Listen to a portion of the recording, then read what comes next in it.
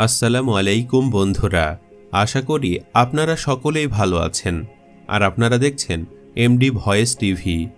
বন্ধুরা, আজকের এই ভিডিওতে আমরা বলবো যে যাকাত না দেওয়ার কারণে হযরত মুসা আলাইহিস সালামের চাচাতো ভাই কারণ তার ধন সম্পদ নিয়ে যেভাবে মাটির তলদেশে তলিয়ে গিয়েছিল সেই সম্পর্কে একটি বিস্ময়কর ঘটনা, যা শুনে আপনার মন ছুঁয়ে যাবে ইনশাআল্লাহ।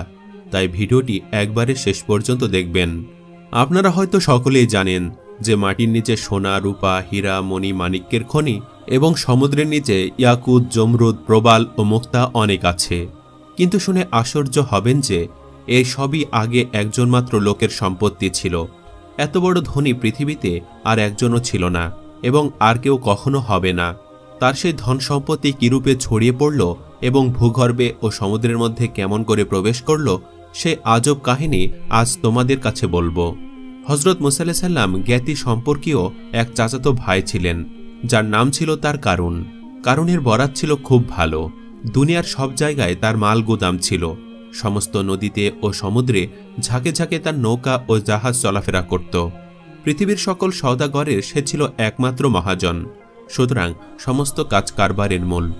নিজেও কারবার করে সে অনেক অর্থ উপার্জন করত এবং সওদাগারির মুনাফা থেকে প্রতিদিন লক্ষ লক্ষ মুদ্রা তার আয় হতো। হযরত মুসা আলাইহিস সালাম তাকে খুব ভালোবাসতেন। তাকে আদর করে মাটি দিয়ে সোনা তৈরির কারবার কায়দা শিখিয়ে দিয়েছিলেন। এসব নানা ব্যাপারে চারিদিক থেকে কত টাকা যে তার আয় হতো তার লেখাজোখা ছিল না। এই সব টাকার বদলে সে হীরা, মণি, মুক্তা, জহরত, চুনি, পান্না, ইয়াকুত, জমরুদ জোগাড় করে লক্ষ লক্ষ সিন্দুক বোঝাই করে রাখত। সেই সমস্ত সিন্দুকের চাবি একটা মজবুত সিন্দুকে রেখে সেই সিন্দুকের চাবি দড়িতে বেঁধে নিজের কোমরে সর্বদা ঝুলিয়ে রাখত। সারাদিন রাতের মধ্যে তাকে বড় একটা কেউ বাহিরে দেখতে পেত না। চাবি হাতে করে সে প্রত্যেক দিন গুদামে গুদামে ঘুরে বেড়াত। আপনারা হয়তো ভেবেছেন এত যার টাকা কড়ি, ধন দৌলত, সে নিশ্চয়ই খুব বিলাসী এবং ব্যয়ে মুক্তহস্ত ছিল। কিন্তু বিলাস বা শখ তার বিন্দু মাত্র ছিল না।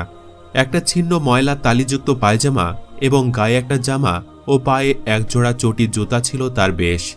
ছেঁড়া চাটায় পেতে মাটিতে শুয়ে সে রাত্রি কাটাত। দুই একখানি শুকনো রুটি, কিছু খেজুর ও কয়েক পাত্র পানি ছিল তার সারাদিনের আহার্য। কথিত আছে কিছুদিন পরে তাও নাকি সে গ্রহণ করত না। একখানি মাত্র রুটি একমাত্র পানিতে ডুবিয়ে সেই পানি পান করে জীবন ধারণ করত। তারপর সেই রুটিটি শুকিয়ে রাখত। আত্মীয় বন্ধু তাকে বলতো, তোমার এত ধন দৌলত থাকা সত্ত্বেও তুমি এত কষ্ট করো কেন?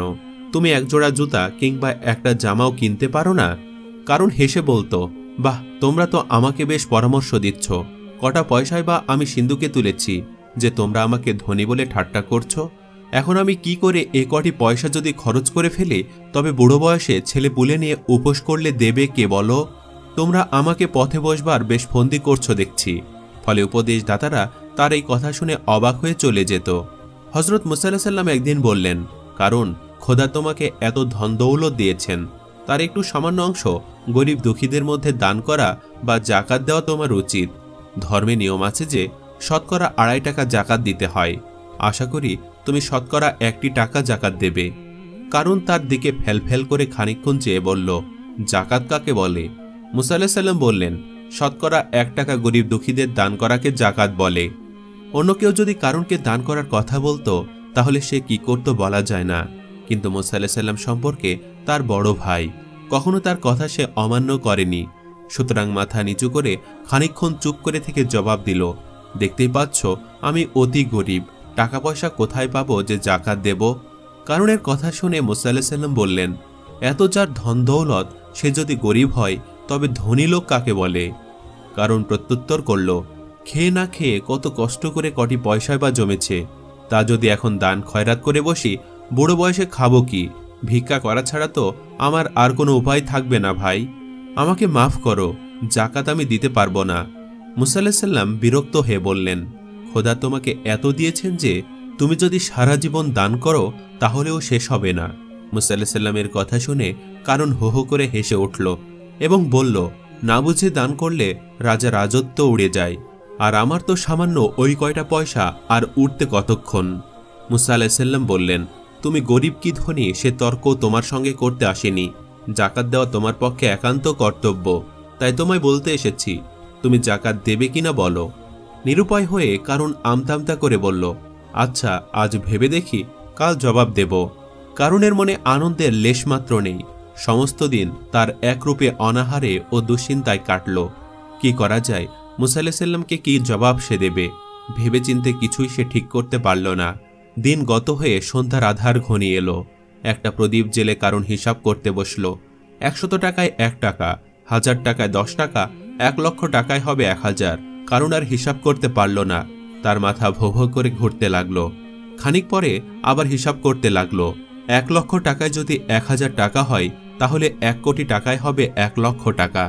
কারুন পাগলের মতো চিৎকার করে উঠল, মুসা, তোমার উপদেশ শোনার পরিবর্তে আমার বুকে ছুরি মেরে আমাকে মেরে ফেলো। 1 কোটি টাকায় 1 লক্ষ টাকা আমায় দিতে হবে জাকাত। কেন? গরিব দুঃখীরা তো টাকা রোজগার করে আমার কাছে জমা রাখেনি যে? আমাকে তাদের দান করতে হবে। আমি দেব না, 1 পয়সাও আমি দেব না। কারুন বালিশে মুখ গুজে চুপ করে পড়ে রইল এবং মনে মনে মুসা আলাইহিস সালামের মুন্ডপাত করতে লাগলো। সে রাত্রে কারুন আর ঘুমাতে পারল না। হঠাৎ প্রদীপটার দিকে তার নজর পড়তে চমকে উঠল। আহ, তেল সবটা পুড়ে গেল দেখছি, অথচ 1 পয়সাও আয় হলো না বলে প্রদীপটা নিভিয়ে দিয়ে অন্ধকারে দেওয়ালে ঠেস দিয়ে সারা রাত বসে বসে আকাশ পাতাল ভাবতে লাগলো। পরদিন সকাল হতে না হতেই মুসা আলাইহিস সালাম কারুনের বাড়িতে এসে হাজির। জিজ্ঞাসা করলেন, কিছু ঠিক করতে পেরেছ কি কারুন? কারুন যেন আকাশ থেকে পড়ল। বিস্ময়কর কণ্ঠে বলল, কি ঠিক করার কথা বলছো? সে জাকাতের কথা? এ যা, একেবারে ভুলে গেছি। আচ্ছা, আজ তুমি যাও, কাল ঠিক তোমার কথার জবাব দেব। তাই মুসা আলাইহিস সালাম সেখান থেকে চলে গেলেন। কিন্তু পরদিনও এমনই ব্যাপার। এমনই করে রোজ রোজ মিথ্যা ওজর দেখিয়ে কারুন দিন কাটাতে লাগলো। একদিন মুসা আলাইহিস সালাম বিরক্ত হয়ে বললেন, তোমার কি একটুখানি লজ্জা শরমও নেই কারুন? রোজই টালবাহানা করো। আমি এখনই শুনতে চাই জাকাত দেবে কি না। কারুনও খুব রাগের সঙ্গে জবাব দিল, তুমি কি মনে করো তোমার কথা আমি বুঝতে পারি না? খেয়ে না খেয়ে কত কষ্ট করে কিছু সঞ্চয় করেছি, তা দেখে তোমাদের চোখ জ্বালা করছে। ফন্দি আটছ কেমন করে সেগুলো বার করে তোমরা লুটপাট করে নেবে। অত বোকা আমি নই, সেটি কখনো হবে না। আমি 1 পয়সাও দান খয়রাত করব না। তুমি যা খুশি করতে পারো।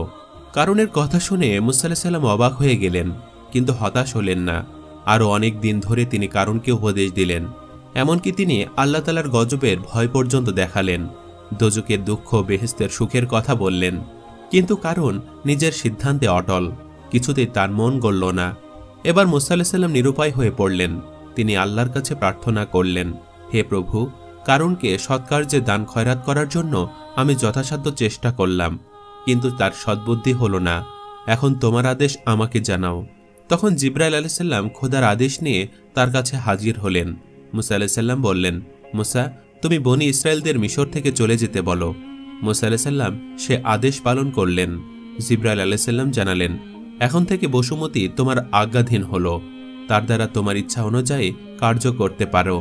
কয়েকদিন পরে মুসা আলাইহিস সালাম পুনরায় কারুনের নিকট এসে তাকে বললেন, কারুন, তুমি সৎকার্যে দান করো, খোদার পথে জাকাত দাও, নতবা তোমার মহা অন্যায় হবে। কারুন জবাব দিল, ভাই মুসা, তোমার এই কথা অনেক দিন থেকে শুনে আসছি, কোনো নতুন খবর থাকলে বলতে পারো। এই বলে সে চলে যেতে উদ্যত হলো। মুসা আলাইহিস সালাম তাকে ধমক দিয়ে বললেন, এখনও হুঁশিয়ার। কারুন বলল, হুঁশিয়ার তো আগে থেকে হয়ে আছি। এই কথা শেষ হবার সঙ্গে সঙ্গে তার কোমর পর্যন্ত মাটির মধ্যে প্রবেশ করল। বিস্ময় ও ভয়ে তার মুখ শুকিয়ে গেল। বলল, বাহ, বেশ তো ভেলকি শিখেছ। চালাকি করে টাকা আদায় করবে এমন কচি খোকা পাওনি। এবারে তার গলা পর্যন্ত মাটির মধ্যে ডুবে গেল। তখন সে চিৎকার করে মুসা আলাইহিস সালামকে বলল, তুমি কি এমন করে আমাকে মেরে ফেলতে চাও নাকি? মুসা আলাইহিস সালাম ধমক দিয়ে বলল, খবরদার, এখনো যদি খোদার নামে সৎ কাজে দান করো তাহলে পরিত্রাণ পেতে পারো। কারণ বলল, আমার যথা সর্বত্র দান করে ভিক্ষে করে খাবার জন্য বেঁচে থাকতে আমি চাই না। সে আরও খানিকটা মাটির মধ্যে ঢুকে গেল। তার দাড়ির হাড় ঠক করে মাটিতে এসে ঠেকল। হাতের খানিকটা তখন অবধি বাহিরে ছিল। এইবার কারুন হেসে ফেলল। মুসা আলাইহিস সালাম দৃঢ় কণ্ঠে জিজ্ঞাসা করলেন, তুমি হাসছ কেন? কারুন জবাব দিল, যে আশায় তুমি আমাকে মারবার চেষ্টা করছো সে আশা তোমার পূর্ণ হবে না। কারণ সমস্ত সিন্ধুকের চাবি যে সিন্ধুকে বন্ধ করা আছে, এই দেখো, সেই চাবি আমার মুঠের মধ্যে রয়েছে।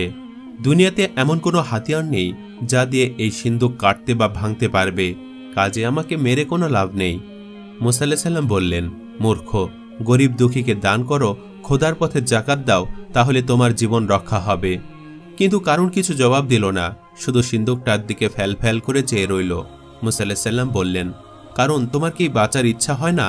কারণ মুসা আলাইহিস সালামের দিকে চোখ না ফিরিয়ে চিৎকার করে বলল, না, একেবারে না। মুসা আলাইহিস সালাম প্রশ্ন করলেন, বাঁচতে ইচ্ছা হয় না কেন? কারণ জবাব দিল, কেন জানতে চাও? আর কিছুদিন বেঁচে থাকলে তোমরা আমায় ধনী ধনী বলে পাগল করে দিতে, আর হয়তো দান খয়রাত করিয়ে সমস্ত ধন সম্পদ লুট করে আমাকে পথে বসাতে। সুতরাং টাকা কয়টা থাকতে থাকতেই আমার মরা উচিত। মুসা আলাইহিস সালাম আবার বললেন, কারণ তোমার কি একেবারে বাঁচতে ইচ্ছা হয় না? এবারে কারুন রেগে চোখ লাল করে বলল, টাকার বদলে আমার বাঁচতে ইচ্ছে হয় না। তারপর আস্তে আস্তে তার নাক মুখ মাটির মধ্যে প্রবেশ করতে লাগলো। দেখতে দেখতে কারুনের দালান কোটা, ধন দৌলত, সিন্দুক, বাক্স সমস্তই মাটির মধ্যে চলে গেল। তো বন্ধুরা, কেমন লাগলো আমাদের আজকের এই ভিডিওটি? কমেন্ট করে অবশ্যই জানাবেন। আজ তাহলে এই পর্যন্তই। আপনারা ভালো থাকবেন, সুস্থ থাকবেন। আল্লাহ হাফেজ।